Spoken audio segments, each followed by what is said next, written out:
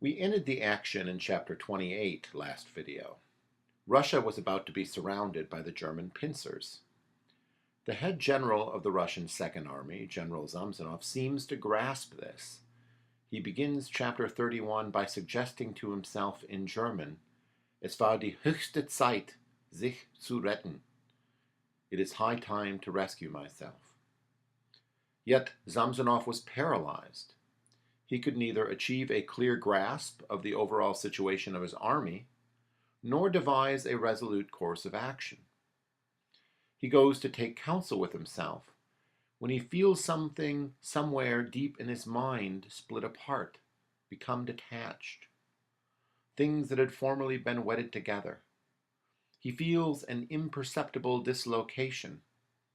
Is this the separation of his body from his soul? Is this a premonition about his impending defeat and death?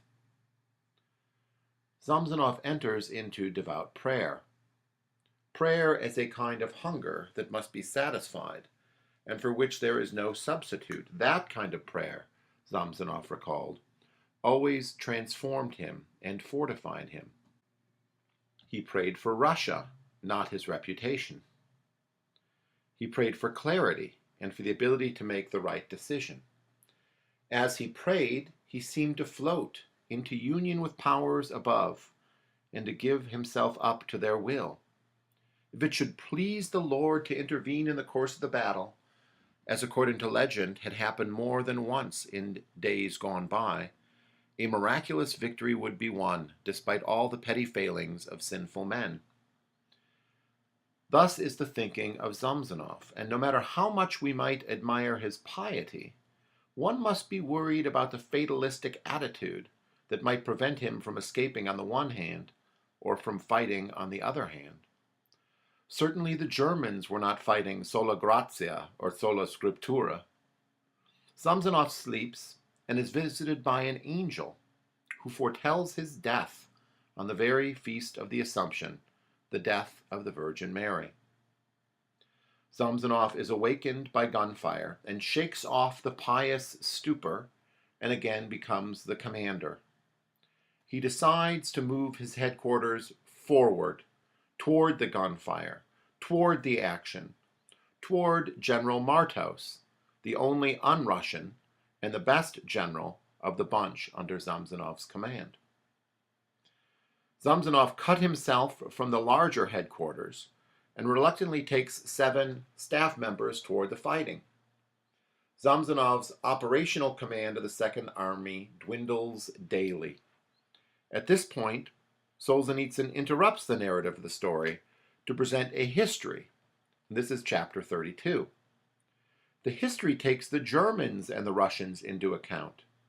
And the Germans pause and try to figure out what the Russians are doing. The Germans still did not dare to assume that the Russians of the generals of the apparently mighty Russian Empire were so ossified that they would display a total inability to lead their hundreds of thousands of men. It was presumed that there must be some plan behind Samsonov's strange tactic of moving his army forward like the outspread fingers of a hand. Strange indeed. Strange indeed. Fight! Fight! Fight! That was Samsonov's tactic. Not a war of mobility or artillery, but a war of courage and guts and gumption, and of riding where you hear the guns of the sounds of the guns. Such was also the action of General Martos, toward whom Samsonov galloped. He is like a master actor, a maestro, surrounded by incompetent boobs and hacks, who, despite his surrounding, is a maestro, does his job with flair and excellence. Now, we must pause to consider some of the minor characters in this drama, characters whose contributions to the overall plot of the Red Wheel series are important and who are affected profoundly by the war and their situation. First, consider Yaroslav Kartanov, the son of the school teacher, Madame Kartanov, who was educating Zhenya. We saw earlier in the book that Yaroslav was a natural commander, but here in chapter 29, things take a turn for the worse. He is in command of part of General Martov's corps, and he and his men are advancing toward Hohenstein, indeed, to secure Hohenstein, a German city on the frontier. They marvel at the wealth of the German city, and his men begin to loot. He cannot believe that the decent peasants of Russia would do this. Yaroslav seeks to stop them, but to no avail. He senses disaster coming. He feels foreboding. He tries to stop his men from looting, but somewhat half-heartedly, and eventually this chapter ends with him drinking cocoa. Chapter 29 ends with the following words: "All was now lost. Chaos and hatred were to come, and the old life was gone forever." Was it the particular wealth of the Germans that seemed to justify this looting, or was it a moral breakdown? Was it corruption or temptation? Was it systematic or spontaneous? These men had crossed a particular line, a line of total war, a line where the civilized respect for civilian property no longer held, a line where one does not know whether hospitals for the wounded, once captured by the other side, would be respected, the topic of chapter 34. These erasing of these lines would perhaps make it easier for revolutionaries in times to come. Let us take another look at Sasha Lenartovich, the revolutionary who debated so keenly with the doctor in chapter 15 and whose motto was, "The worse, the better." We see Lenartovich educated more than a little in chapter 33, as Solzhenitsyn investigates the revolutionary temperament or ideological mindset. Lenartovich longed for the revolution, for something to transform the society. He worried for the cause. He believed in the cause. He had a tough time, however, convincing his fellow platoon mates of his theory. His mates were oblivious to proletarian ideology and lacked class consciousness. First, however, Lenartovich sleeps with all his platoon in a hayloft, and while this is happening, he comes to feel a repugnance and a discomfort at so much dirt. This seems to run against his democratic ideology. This gets him thinking as well about private property. He begins to feel a camaraderie with his fellows. And the warfare makes this camaraderie more real, more important. When his side beats back the Germans, he is genuinely and spontaneously happy. So much for the worse the better. He comes to love victory. Then he starts to think about some girls he used to know. How had he managed to do without women all these years, he asked, preferring ideology and political activity? Perhaps these things weren't, after all, the most important thing there was to live for. Love. Love of a woman. Love of his comrades. Love of his own. These loves are rooted in our nature, and his ideology had blinded him to that. Perhaps he will never be the same. War had tempered his ideological fervor. Lenin had emigrated to Zurich. Lenartovich stayed in Russia.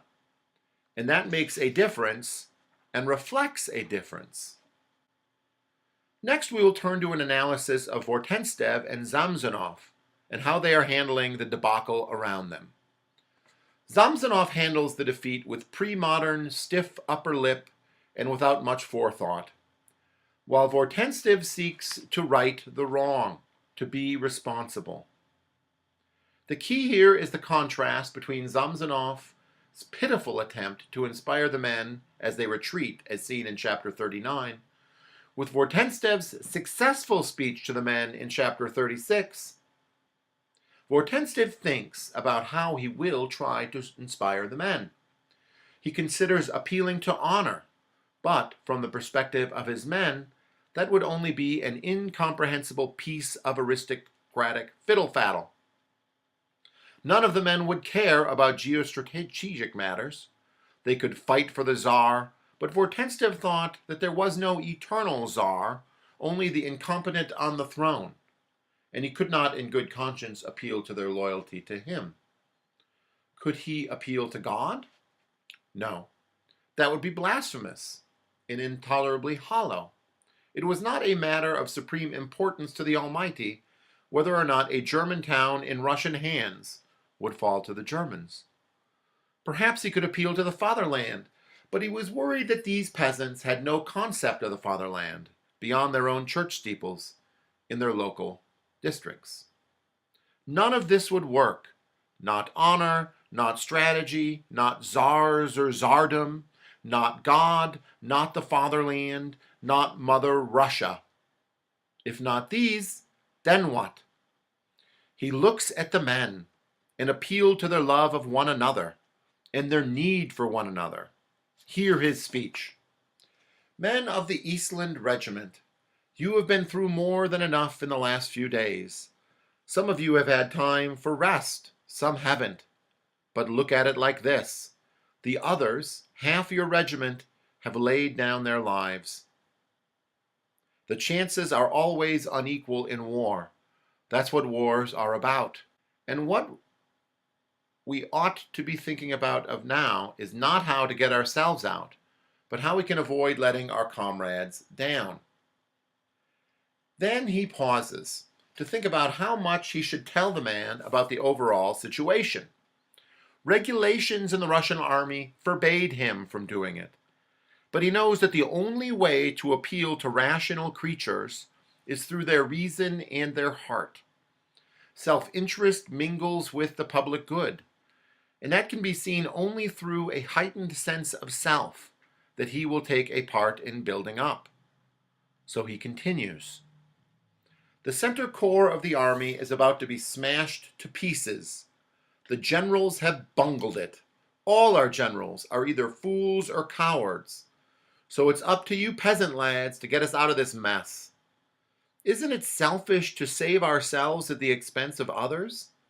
We haven't far to go from here to reach Russian territory. We could easily make it. But if we did, other regiments would simply be cut to pieces. And after that, the Germans would catch up with us too, and even we might not get away. I know I'm asking a lot of you, but right here there's nothing but a gaping hole in the line. There's simply no one there. For just as long as it takes the wagons to get the wounded out of town, we must plug that gap. There is no one else to do it but you, except you. The men rally. Fill the gap, and Vortenstev thinks that Mother Russia has not yet run out of good men. Self-government, eyes-opened decisions to serve the country. That was the basis to rally men. But it was not the Russian way, and the Russians had collapsed all over. Samsonov's leadership, in contrast, as depicted in chapter 39, pales in comparison. He tries to make the same appeal to regimental loyalty.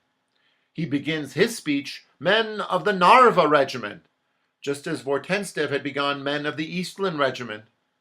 But Samsonov includes the generals in the regiment's history, and then lays into the men, shame on you!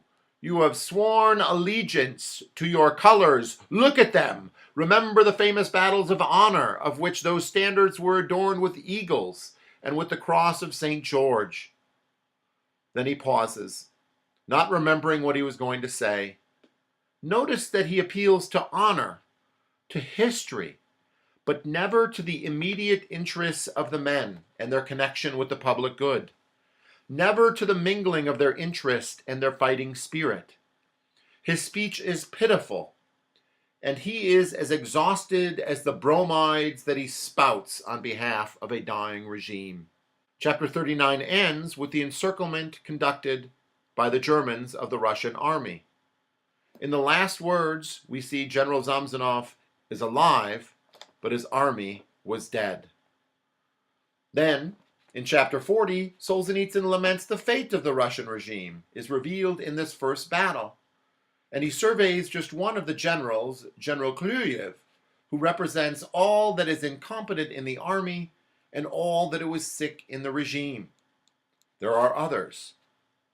Chapter 41 is the history of that day, and it ends with General Francois, the German general, defying expectations, if not orders, and completing the encirclement of the Russians, while the German generals dither and infight. Francois is the genius of this battle in Solzhenitsyn's judgment, and Solzhenitsyn's judgment is very much different from what you see in many popular histories of this battle, including Barbara Tuchman's Guns of August, which sees Ludendorff as the German maestro. In any event, this section from chapter 22 to chapter 41 moved the German initiative from the get-ready phase to mop-up duty.